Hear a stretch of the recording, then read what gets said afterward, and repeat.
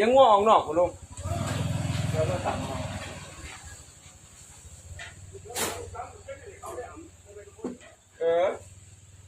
ที่ผมมาจะได้ปี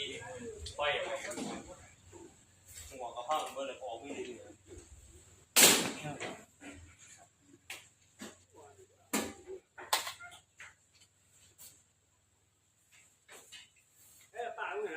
ฮะ